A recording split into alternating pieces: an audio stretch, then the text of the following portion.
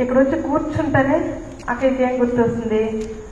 నేను కొనిచ్చిన ఫోటోనే. ఇంకా సంవత్సరం తర్వాత వస్తే కూడా ఇది ఇంకా ఉందా, నేను కొనిచ్చిన ఫోటోనే కదా అంటారు. అంటే అది బాబాకి అర్పణ అయినట్లా లేదా? అర్పణ అయినట్లు కాదు కదా. బాబాకి అర్పణ అంటే ఇంకా అది మర్చిపోవాలంటే. అర్పణ అంటే మర్చిపోవాలి. ఇప్పుడు సాగరంలో ఒక డ్రాప్ నీళ్ళు మీరు వేశారనుకోండి, అది మళ్ళీ కనపడుతుందా మీకు? ఇది నా డ్రాప్ అని తీసుకోగలరా? లేదు కదా. అది దానిలో లీనమైపోతుంది. ఇక్కడ కూడా అంతే. మనం ఏదైనా బాబాకు అర్పణ చేశామంటే ఇంకా ఆ నామం, ఆ రూపం మనకు బుద్ధిలో ఉండకూడదు, ఇది రాకూడదు. ఇది నా వస్తువు, నేను తీసిచ్చింది అనేది కూడా మనసులోకి రాకూడదు. అంతగా మనం ఏం చేయాలి? బాబాకి అర్పణ చేసేయాలి. ఇదే అర్పణ అనే మాట భక్తిలో కూడా వాడతారు. శివ అర్పణం, కృష్ణ అర్పణం అంటారు కదా, అంటారు. మరి మనం కూడా అదే మాట మాట్లాడుతున్నాం. కానీ వాళ్ళ మాట మనది కర్మ. మనం ఇచ్చి మర్చిపోవాలి. ఈశ్వరుడికి అర్పణ చేసాము అంటే ఇంకా మన అనే నామరూపాలు అందులో ఉండకూడదు. అలా బాబా చెప్తున్నారు. ఇక్కడ మీరు ఏదైతే చేస్తారో అదంతా కళ్యాణకారి తండ్రి యొక్క కళ్యాణ కర్తవ్యం కోసమే చేశాము అని భావించాలి. ఎవరి కోసం? ఇది విశ్వ కళ్యాణం కోసమే అని భావించాలి. అతని కళ్యాణ కర్తవ్యంలో నా వంతు నేను చేశాను, ఇదే ఉండాలి తప్ప పలానా సెంటర్ కోసం, పలానా అక్కయ్యల కోసం, పలానా సేవ కోసం ఇదేది కూడా మనకు ఉండకూడదు మనసులో. అంతగా అర్పణ చేసేయాలి. బ్రహ్మబాబా అర్పణ చేశారు. తిరిగి ఆయన పాలన కూడా ఎవరు చేశారు? ఎవరు చేశారు? అందరితో పాటు బాబా ప్లేట్ తీసుకొని తిన్నారు కదా, అందరితో పాటు ఇచ్చిన పాలే తాగారు కదా, అందరితో పాటే పడుకున్నారు కదా. ఆయన నివాసం ఎలా ఉండేది? అవునా కదా. అలాగా ప్రతి కర్మలో కూడా మనం బాబాని ఫాలో చేస్తూ ఉండాలి. అప్పుడు మనకు పవర్ వస్తూ ఉంటుంది. కనుక ఏదైతే ఉందో దానిని ఎంతెంత అర్పణ చేశాము అనేది చూసుకోవాలి. నా దగ్గర ఏముంది, ఎంత ఉంది, మరి నేను ఎంతగా బాబాకి అర్పణ చేశాను. ఎందుకు అంటే ఎవరైతే అర్పణ అవుతారో వాళ్ళు దర్పణంగా అవుతారు. అర్పణ అయిన వాళ్ళు దర్పణంగా అవుతారు. దర్పణం యొక్క పనేమి? దర్పణం పనేమి?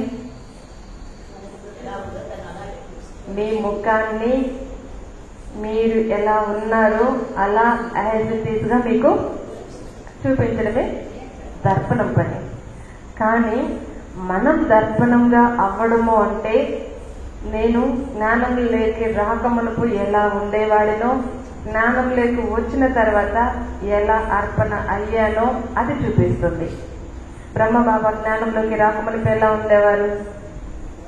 ఎలా ఉండేవారు? ఎలాంటి బంగ్లాలో ఉండేవారు? ఎలాంటి ఆహారం తీసుకునేవాళ్ళు? ఎలాంటి భక్తి చేసేవాళ్ళు? ఎలాంటి బట్టలు ధరించేవాళ్ళు? అవునా? ఎలాంటి వ్యాపారం చేసేవాళ్ళు? మరి ఇప్పుడు అన్ని అర్పణ చేసి దర్పణంగా అయినప్పుడు ఆయన రూపం ఎలా ఉంది? ఎలా ఉంది? ఏ కోణంలో కూడా మీకు ఇది ఉంది సరి చేసుకోండి అని చెప్పడానికి ఏమి అక్కడ లేకుండా చేస్తున్నారు. అలాగే మన జీవితం కూడా అందరికీ దర్పణంగా అవుతుంది. ఎవరి జీవితం? ఎవరు అర్పణ అవుతారో వాళ్ళ యొక్క జీవితం అందరికీ దర్పణంగా అవుతుంది. అందరూ చూడాలంటే ఈ అర్థాన్ని చూసి నేర్చుకోవాలి. ఏదైనా ఫాలో కావాలంటే ఈ అర్థాన్ని చూసి ఫాలో కావాలి. అది మాట అయినా, కర్మ అయినా, త్యాగమైనా ప్రతిదీ కూడా నా నుండే నేర్చుకోవాలి అందరూ అన్నంతగా నేను ఒక దర్పణం అని స్వయాన్ని అలా అనుభవం చేసుకోవడం కాదు, అలా తయారు చేసుకోవాలి. మనకు మనం నేను అందరికీ దర్పణంగా ఉండాలి, నన్ను చూసే అందరూ నేర్చుకోవాలి, అన్నీ నేర్చుకోవాలి అనేది ఉండాలి. కనుక ఇలా అర్పణ అవ్వడం, దర్పణంగా అవ్వడం ఎంతవరకు వస్తుంది మీకు? ఎంతవరకు వస్తుంది?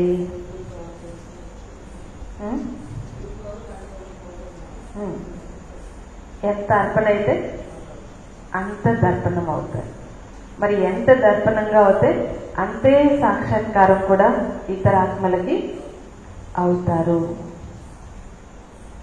కనుక ఇప్పుడు అర్పణ చేసి దర్పణంగా అయ్యేటువంటి పురుషార్థము అంటే ఇదే. మరి దీనికోసం ఈ 2 పవర్స్ కావాలి. అర్పణ దర్పణంగా అవ్వాలంటే ఈ 2 పవర్స్ కావాలి. విల్ పవర్ కూడా కావాలి, అలాగే కంట్రోలింగ్ పవర్ కూడా కావాలి. కంట్రోలింగ్ పవర్ అంటే మనం ఒక వస్తువు ఇచ్చేసిన తర్వాత జీవితం కూడా సరే, కొంతమంది బాబా కోసం అందరినీ అక్కయ్యలను చూసి అన్నయ్యలను చూసి ఒకరోజు స్టేజ్ పైన వాళ్ళ ఆనందమైన జీవితాన్ని చూసి అబ్బా నేను కూడా ఇలా ఉంటే ఎంత బాగుంటుంది అనుకుంటారు, నేను కూడా కుమారిగా ఉంటే భలే ఉంటుంది అనుకుంటాను. అనుకుని బాబా దగ్గరికి వస్తాను. వచ్చిన తర్వాత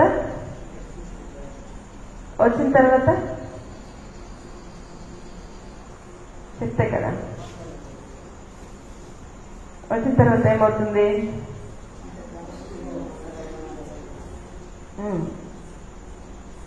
అలాగా మన జీవితాన్ని అర్పణ చేసుకోలేకపోతే, ఈ యొక్క విధానం తెలుసుకోకపోతే, పైన చూస్తే వాళ్ళకు నిలబడలేరు కదా.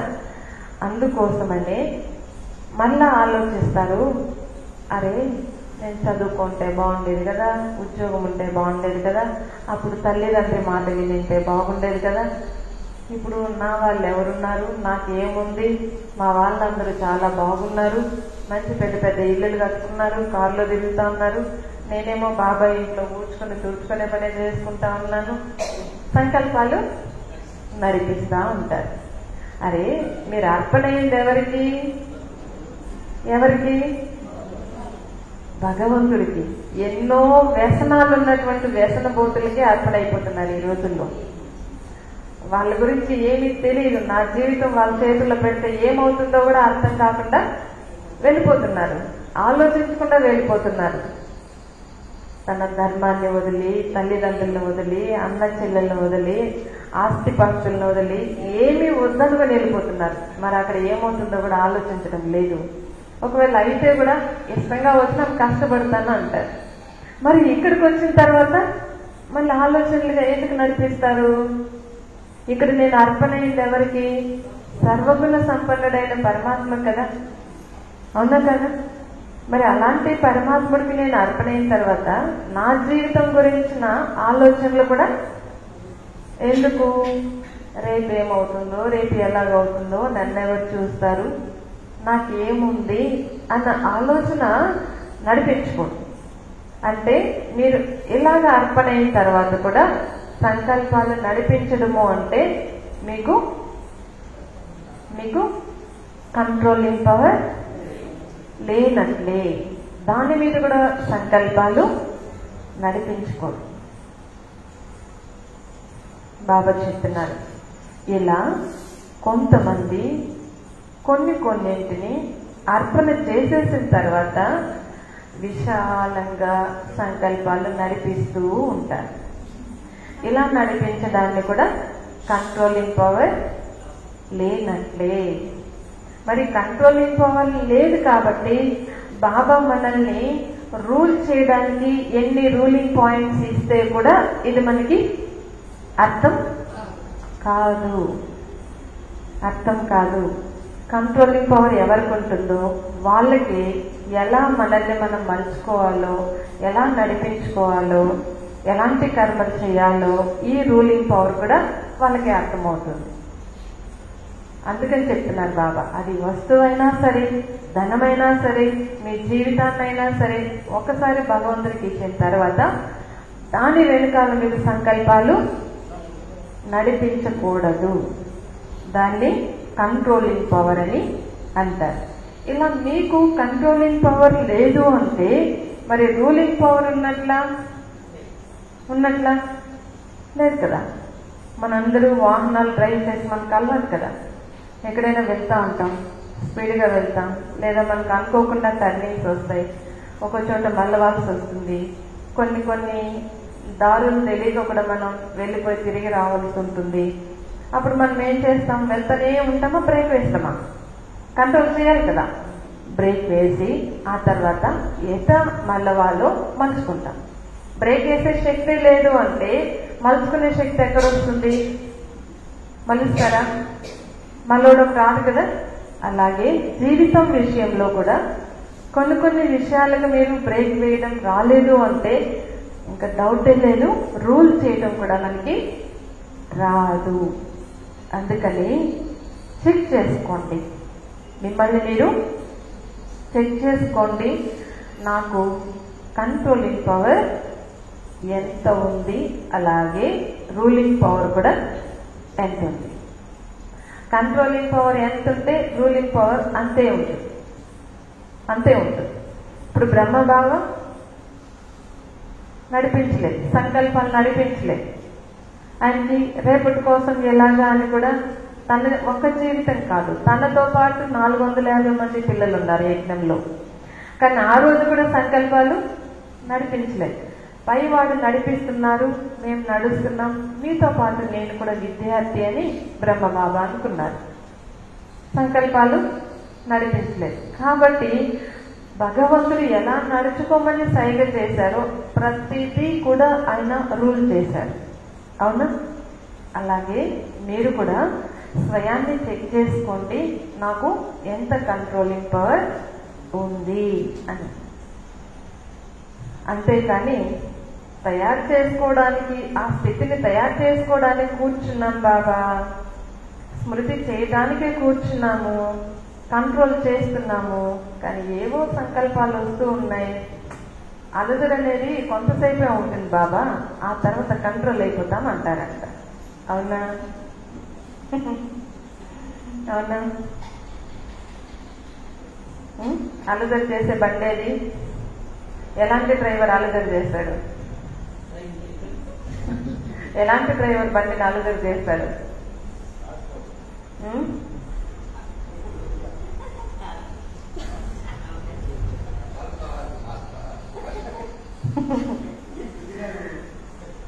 కనుక ఇక్కడ కూడా మనకు స్థితి అనేది అలజడి కాకూడదు, హెచ్చు తగ్గులు కాకూడదు, ఎలా ఏమో అనేది రాకూడదు. బాబా తీసుకున్నాడు, సమర్పణ చేసుకున్నాడు, ఎక్కడ కూర్చోబెడితే అక్కడ కూర్చోండి, అంతే. అది కూడా కరెక్ట్. అలా బ్రహ్మబాబాను కూడా ఏం చేశారు? పూర్తిగా బలి చేయించుకున్నారు, పూర్తిగా స్వాహ చేయించుకున్నారు. తర్వాత బాబాని ఎక్కడ పెట్టారు? పూరి గుడిసెలో పెట్టారు. ఎక్కడున్నారు బాబా? బాబా నేను లౌకికంలో పెద్ద మహల్లో ఉంటుని, నాకు పెద్ద పెద్ద పట్టణాల్లో పెద్ద పెద్ద వ్యాపార షాప్స్ ఉన్నాయి నాది, మరి నేను అంత బంగ్లాలో ఉన్నాను, ఈ పూరి గుడిసెలో నాకేం పని అని అన్నారా? లేదు కదా. బాబా రాలేదు. అంటే అర్పణ అయిన తర్వాత కంట్రోలింగ్ కూడా చేసుకున్నారు, అలాగే రూలింగ్ కూడా చేసుకున్నారు. మరి కంట్రోల్ నేను ఎవరికైతే, నా కంట్రోల్ ఎవరికైతే ఇచ్చానో ఆయన ఎక్కడ స్టాప్ చేస్తే అక్కడే స్టాప్ అవ్వాలి. ఇక్కడ కూర్చో అంటే ఇక్కడే కూర్చోవాలి, చెట్టు కింద కూర్చో అంటే చెట్టు కింద కూర్చోవాలి. అరే నేను నీ కోట్లు దానం చేశాను కదా, నన్ను ఎందుకు గుడిసెలో కూర్చోబెట్టామన్నాడా బాబా? లేదు కదా. అంటే నేను ఎవరికి అర్పణ అయ్యానో ఆయన నన్ను ఇక్కడ కూర్చోబెట్టారు, నేను ఇక్కడ కూర్చున్నాను. మరి మనకు అది వస్తుందా? వస్తుందా? అన్నయ్య మంచాలు లేకపోతే మేము బట్టికే రాలేమన్నయ్య, తెల్లవారైతే సాయంకాలం వెళ్ళిపోతాం అన్నయ్య అంటారు. మళ్ళీ మంచాలు తెచ్చిన తర్వాత అన్నయ్య పరుపు లేకుండా అసలు నిద్రే పట్టడం లేదన్నయ్య, ఒళ్ళంతా నొప్పులు అన్నయ్య అనేవాళ్ళు. సరే, దానికోసం మళ్ళీ ఒక 3 నెలల తర్వాత పరుపులన్నీ తెచ్చేశారు.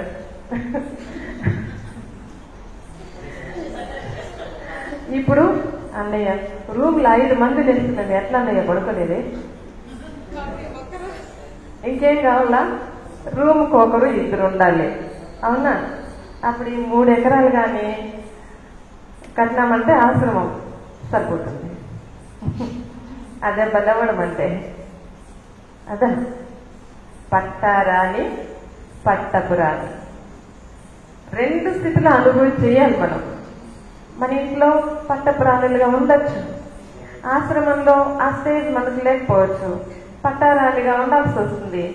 అబ్బా నన్ను పట్టారాణి చేశాడు బాబా అనుకొని హాయిగా పడుకోవాలి, అంతే కదా. ఎన్ని రోజులు పడుకుంటాం? 2 days పడుకుంటాం. లౌకికంలో ఏమో మన భర్త పేదవాడైపోతే జీవితాంతం పేదరికాన్ని అనుభవించాల్సి వస్తుంది. కానీ ఇక్కడ జీవితాంతం పేదరికం ఇవ్వడం లేదు కదా బాబా, కొంచెం సర్దుబాట్లు, మంది ఎక్కువైతే మధ్యకి పలుసునా అంటారు. అలాగే కొంచెం జనాలు ఎక్కువైనప్పుడు కొంచెం అడ్జస్ట్మెంట్లు ఉంటాయి, అంతే కదా, అవునా కదా? అలా బాబా చెప్తున్నారు, నేను ఎవరికి అర్పణ అయ్యానో ఆయన ఎక్కడ కూర్చోబెడితే అక్కడ కూర్చోవాలి. మరి మీకు ఆ స్టేజ్ ఉందా? లేదు అంటే ఇంతకన్నా నాకు లౌకికంలోనే చాలా బాగుంది, లౌకికంలో నాకు ఏం తక్కువైంది, నా పిల్లలు నెలకి ఎంత సంపాదిస్తారు, వాళ్ళు వద్దు అంటే కూడా నేను వచ్చాను, అందుకే నాకు ఈ పనిష్మెంట్ అనుకుంటున్నారా? ఎలా అనుకుంటున్నారు? బాబా ఎక్కడ కూర్చోబెడితే అక్కడ కూర్చోవాలి, అదే కళ్యాణం. కనుక ఇలా కొన్ని విషయాల్లో మీ స్థితి హెచ్చు తగ్గులు అవుతూ ఉంది అంటే అది కూడా కంట్రోలింగ్ పవర్ కాదు.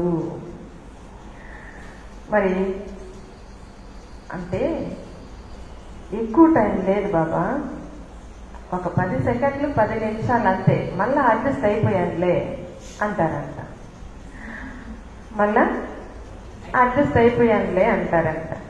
మరి అలజడి అనేది తక్కువ టైమే చాలు, దాని బాధ ఎక్కువ టైం ఉంటుంది. ఇప్పుడు మీకు ఏదైనా కడుపులో అలజడి చేసింది అనుకోండి, అలజడి అనేది 5 నిమిషాలు ఉంటుంది, కానీ దాని బాధ ఎక్కువ టైం నడుస్తుంది కదా. మరి స్థితి అయినా పరిస్థితి అయినా అలజడి అయింది తక్కువ టైమే కదా. మరి సెట్ చేసుకున్నాను అంటే దాని వెనుక సంకల్పాలు, సమయము అన్ని చాలా వృధా అయిపోయినాయి. ఇంకా మళ్ళీ మీరు సెట్ అవ్వడంలో కూడా మీరు ఎంత పోగొట్టుకున్నారో అంత జమ అయితే చేసుకోలేరు. అందుకని బాబా చెప్పారు, పిల్లలు మీరు తక్కువ సమయంలో మీ సంకల్పాలను ఎక్కడ కావాలంటే అక్కడ కూడా స్థితం చేసుకోగలగాలి. ఎంత సమయం కావాలి అంటే అంత సమయం స్థితం చేసుకోవాలి. ఒకవేళ మీరు మీ సంకల్పాలను అంత టైం స్థితం చేసుకోలేకపోతే మీరు ఇతరులను కూడా ఆ స్థితులు చేయలేరు. అర్థమైందా? మన సంకల్పాలు స్టాప్ చేసి మనల్ని మనం స్థితి చేసుకోలేదు అంటే మీరు ఇతర ఆత్మలను కూడా స్థితం చేయలేరు. అందువల్ల మీ స్థితి మరియు మీ పదవి రెండూ గుర్తుండాలి. ఏం గుర్తుండాలి? నా స్థితి, నా పదవి రెండూ గుర్తుండాలి. బాబా చెప్తారు, మీకు పేదరికము ఉంటుంది, అలాగే రాచరికము ఉంటుంది. కానీ అందరూ ఏది కోరుకుంటారు? రాజరికాన్ని కోరుకుంటారు. మరి ఇక్కడ ఏముండాలి? పేదరికం ఉండాలా, రాజరికం ఉండాలా? ఇక్కడ పేదరికం ఉండాలి. ఇక్కడ పేదరికం ఉన్న వాళ్ళకి అక్కడ రాజరికం ఉంటుంది. ఇంకొకటి, ఇక్కడ పేదరికం ఉన్న వాళ్ళకి ఇక్కడ మన స్థితి కూడా రాజరికంలోనే ఉంటుంది. అక్కడ రాజ్యం రాజరికాన్ని ఇస్తుంది, కానీ ఇక్కడ మీ స్థితి అనేది మీకు మంచి రాజ్యాన్ని ఇస్తుంది. అలాగా ఇక్కడ పేదరికం లేకుండా మీకు రాజరికం కావాలంటే కూడా ఇస్తాను. బాగా తినండి, ఆనందంగా ఉండండి, మంచి బిల్డింగ్స్ లో ఉండండి, మంచి కార్లో తిరగండి, ఎంజాయ్ చేయండి. కానీ మీకు అక్కడేం ప్రాప్తిస్తుంది? అక్కడేం ప్రాప్తిస్తుంది? ఇక్కడ తిని అయిపోచేశారు కాబట్టి అక్కడ మీకు పేదరికమే. పేదరికము అంటే మన పదవి చాలా చిన్నది. మరి ఇది లేదా అది లేదు, ఇది తక్కువ టైం అనుభవం చేస్తాం మనం. ఈ పేదరికం అనేది చాలా తక్కువ టైం, రాజరికం ఎక్కువ టైం. కానీ ఇక్కడ రాజరికం తక్కువ టైం, అక్కడ పేదరికం ఎక్కువ టైం. ఏది కావాలి?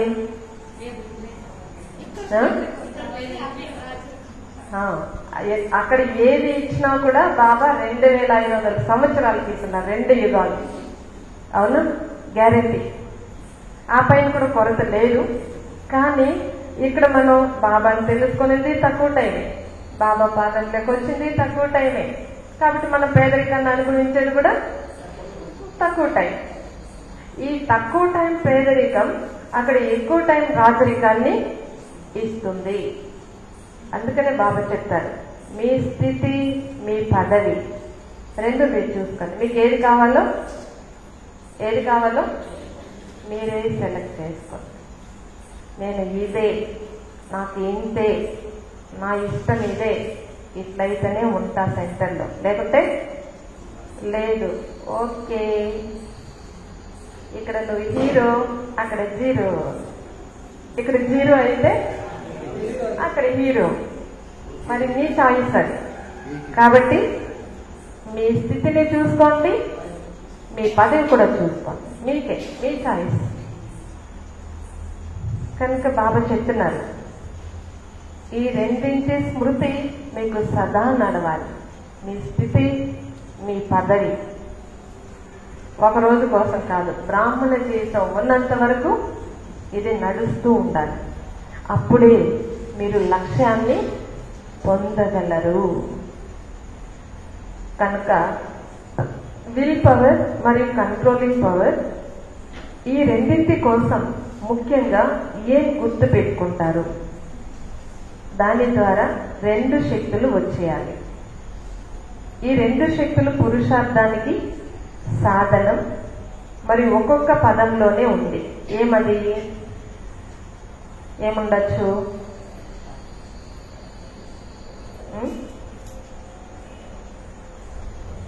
విల్ పవర్, కంట్రోలింగ్ పవర్, ఈ రెండింటి కోసం ముఖ్యంగా ఏం గుర్తించుకోవాలి? దాని ద్వారా వచ్చేటువంటి 2 శక్తులు వచ్చేయాలంట. మరి ఈ 2 శక్తులు పురుషార్థానికి సాధనం కూడా అవుతాయి. మరి ఒక్క పదంలోనే ఉంది. కంట్రోలింగ్ పవర్ కోసం సదా రెండింటి మధ్య ఉన్న గొప్ప తేడాను ఎదురుగా పెట్టుకుంటే స్వతహాగానే ఏదైతే శ్రేష్టంగా ఉంటుందో అటువైపు బుద్ధి వెళ్తుంది. కంట్రోలింగ్ పవర్ కోసం ఏమంటే, ఒకటి మంచి చెడు, సత్యం అసత్యం, ధర్మం అధర్మం, పాపం పుణ్యం, శుద్ధం అశుద్ధం, ఇలా పెట్టుకున్నాం. 2 పదాలు తీసి పెట్టుకున్నాం. మీ మనసు దేన్ని సెలెక్ట్ చేస్తుంది? దేన్ని సెలెక్ట్ చేస్తుంది? మంచిని సెలెక్ట్ చేస్తుంది. మంచిని సెలెక్ట్ చేస్తుంది అంటే మీకు కంట్రోలింగ్ పవర్ ఉన్నట్లే. ఇప్పుడు మనం కొన్నిసార్లు బాబా పాటలు పెడతారు, కొన్నిసార్లు వైరాగ్యం సాంగ్స్ పెడతారు, ఇంకొన్ని సినిమా పాటలు పెట్టి ఇది అనుభవం చేసుకోండి అంటారు. మీరు ఏది లైక్ చేస్తారు? మనసులో ఉండేది నోట్లోకి రావాలి. ఏమనుకుంటారో చెప్పకూడదు. ఏది లైక్ చేస్తారు? అబ్బా ఇది ఎప్పుడో చూసిన సినిమా, ఇది ఫలానా వాళ్ళది, ఈ సీన్ లో ఇక్కడ వస్తుంది, ఇది అద్భుతం, ఇది ఎక్కడికి వెళ్తారు మీరు? బాబా దగ్గరికి వెళ్తారా? రివర్స్కి వెళ్తారా? బాబా దగ్గరికి. సినిమా పాటలు పెట్టినప్పుడు బాబా దగ్గరికి వెళ్తారా? వెళ్తారా?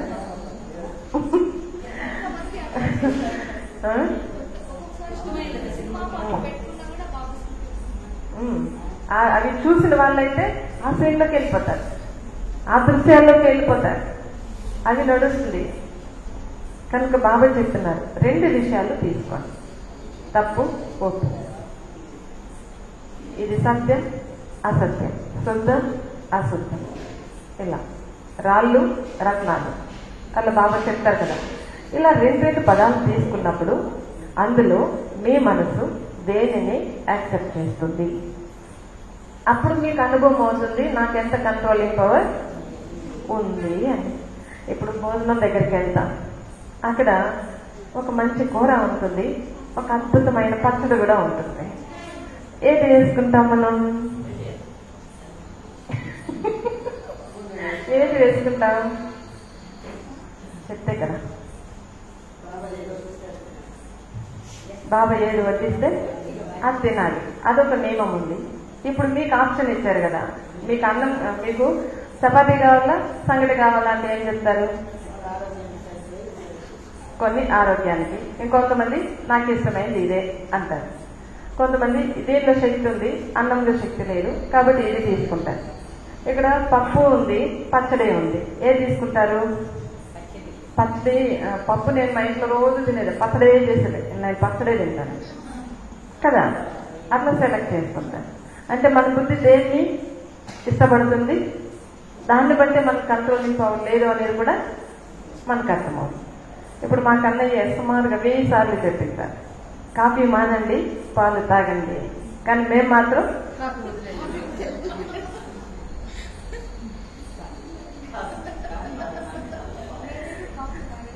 మా కంపెనీ లాస్ అయిపోతుంది, అక్కడ ఇక్కడ కస్టమర్లంతా వెళ్ళిపోతే వాడికి లాస్ అయిపోతుందని నేను కాఫీనే బతుకున్నాను.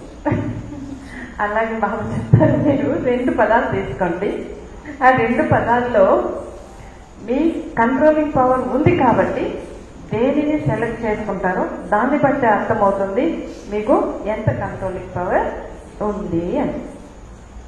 మరి ఆ కంట్రోలింగ్ పవర్ ఏం చేస్తుంది? బుద్ధిని కూడా స్వతహాగా స్వచ్ఛం చేస్తుందంట. ఇప్పుడు హంసకు చెప్తారు, పాలు నీళ్లు ఒకటిగా పెట్టినా అది పాలనే స్వీకరిస్తుంది, నీళ్ళను వదిలేస్తుంది అని. అలాగే బాబా పిల్లలు కూడా హంసంతోనే పోలుస్తారు బాబా. ఇక్కడ చెప్తారు, రాళ్ళు ఉన్నాయి రత్నాలు ఉన్నాయి, చూడడానికి 2 ఒకలాగే ఉంటాయి, మీరు ఏం తీసుకుంటారు అంటే ఏం తీసుకుంటారు? సంస్కారం, పాత సంస్కారం ఉన్న వాళ్ళు రాళ్ళని టకటగా తీసుకుంటారు.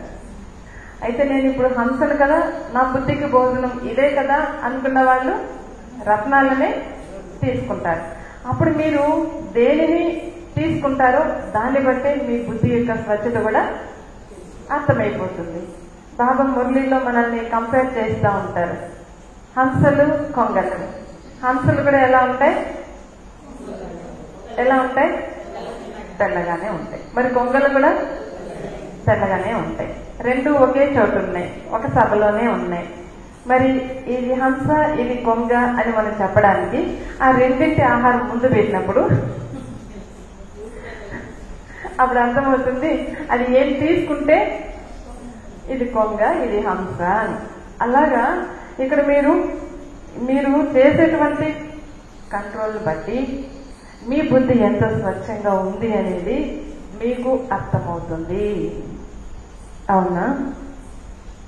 కనుక కంట్రోలింగ్ పవర్ కోసం ఈ మహామంత్రాన్ని, ఈ మహా అంతరం తేడా, రెండింటి మధ్య ఉన్నటువంటి తేడాన్ని మీరు చూసుకోండి. ఇది శ్రమగా అనిపిస్తుందా? సహజంగా ఉంటుందా? ఎలా అనిపిస్తుంది? కష్టంగా ఉంటుందా సహజంగా ఉంటుందా? ఎప్పటికీ మంచిని తీసుకోవడంలో కష్టమే ఉంటుంది. మనం ధ్యాస పెట్టాలి, అటెన్షన్ పెట్టాలి, మనకు మనంగా సెలెక్ట్ చేసుకోవాలి. ఆ మంచిని గుర్తు పెట్టుకోవడానికి కూడా కొంచెం శ్రమ పడాలి. కష్టమే అనిపిస్తుంది, కానీ ఆ కష్టమే సహజమైపోతుంది. కనుక ఆలోచించండి, తర్వాత కర్మ చేయండి. నేనేం తీసుకోవాలి, ఏం నిర్ణయం తీసుకోవాలి అని చెప్పి ముందు ఆలోచించండి, ఆ తర్వాత కర్మ చేయండి. తేడాను గుర్తించకుండా నిర్లక్ష్యంగా నడుస్తున్నారు. అందువల్ల కొంతమంది పిల్లలకు కంట్రోలింగ్ పవర్ కూడా రావటం లేదు. ఇప్పుడు అర్థమైందా? స్మృతి అంటే బాబాతో, బాబా యొక్క కర్తవ్యంతో, బాబా యొక్క గుణాలతో సదా మీ బుద్ధిని స్థిరం చేయటం. ఏం చేయాలి? బాబాతో, బాబా యొక్క కర్తవ్యంతో, బాబా యొక్క గుణాలతో మీ బుద్ధిని స్థిరం చేయాలి.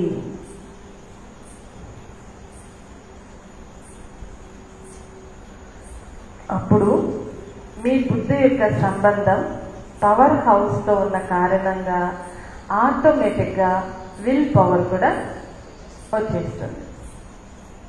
ఇంకా మీకు ఆయనకి అంకితం కావడం అనేది పెద్ద విషయమేమి కాదు.